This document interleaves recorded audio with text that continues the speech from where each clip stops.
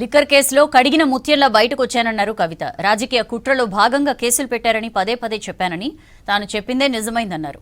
తన వల్లే BRS ఓడిందనడం సరికాదన్నారు. Dear brother, ఇకనైనా వాస్తవాలు తెలుసుకో అంటూ కేటీఆర్ కు ఘాటు కౌంటర్ ఇచ్చారు కవిత.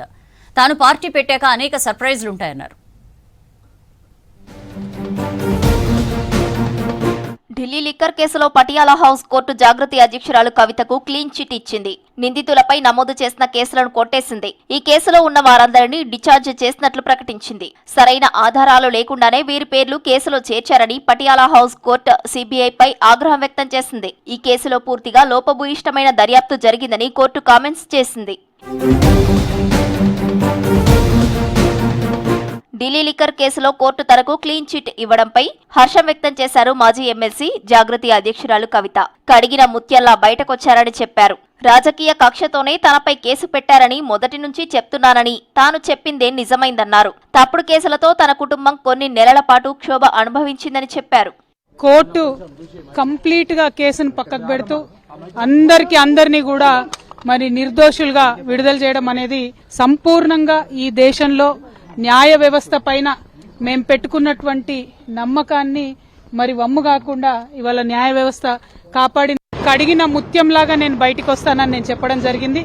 మరి అదే విధంగా ఇవాళ రావడం జరిగింది.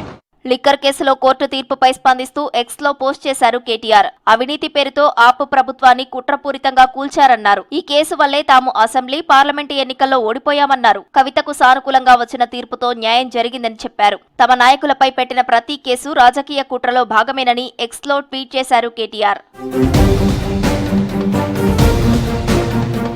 లిక్కర్ కేసు వల్లే తమ పార్టీ అసెంబ్లీ, పార్లమెంటు ఎన్నికల్లో ఓడిపోయిందన్న కేటీఆర్ వ్యాఖ్యలపై తీవ్ర స్థాయిలో ఫైర్ అయ్యారు కవిత.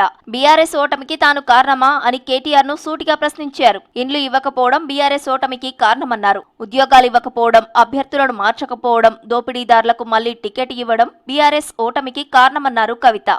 బీఆర్ఎస్ ఓటమిని తన మెడలో వేయాలని చూడటం కరెక్ట్ కాదన్నారు. డియర్ బ్రదర్, ఇప్పటికైనా నిజాన్ని ఒప్పుకో అంటూ ఘాటు కౌంటర్ ఇచ్చారు.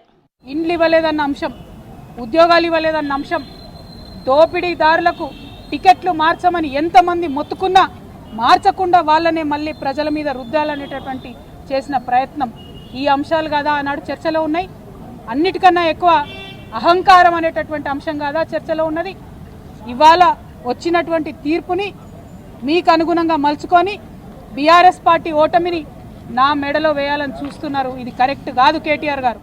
చిట్ చాట్ లో కవిత ఆసక్తికర వ్యాఖ్యలు చేశారు. తాను పార్టీ పెడితే చాలా సర్ప్రైజ్లు ఉంటాయన్నారు. ప్రజా సమస్యలపై తాను ఏనాడు షో చేయలేదన్నారు.